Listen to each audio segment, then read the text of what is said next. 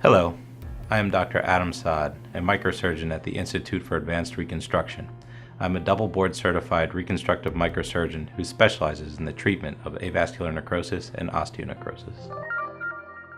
Avascular necrosis or osteonecrosis occurs when the blood supply to the affected bone is compromised.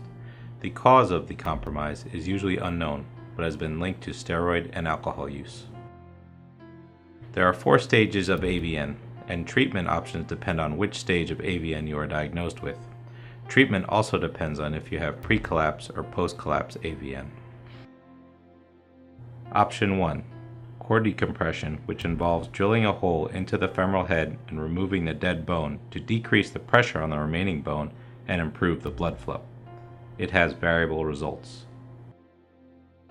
Option 2. Free vascularized fibula graft, which involves drilling a large hole in the femoral head, removing the dead bone, and replacing it with bone from the lower leg, the fibula. The blood supply to the fibula is then re-established. This treatment has better results than core decompression. Option 3 is hip replacement surgery. This involves removing the entire hip and replacing it with metal and plastic parts, which can become infected or fail over time. A newer option in the treatment of AVN is free periosteal core decompression, or FPCD.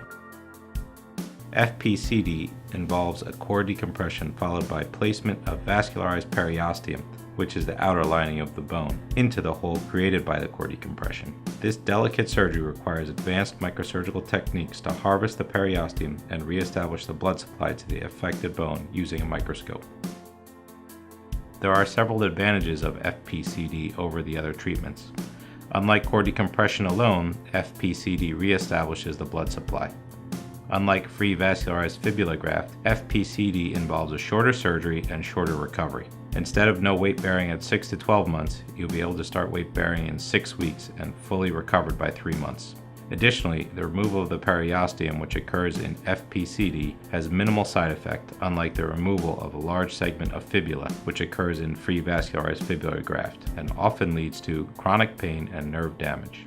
And unlike hip replacement, FPCD allows the patient to use their own tissues to heal their body, so there's no foreign material that can get infected, be recalled, or wear out over time as there is with hip replacement.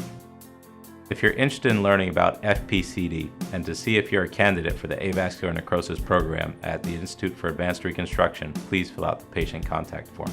I look forward to meeting you.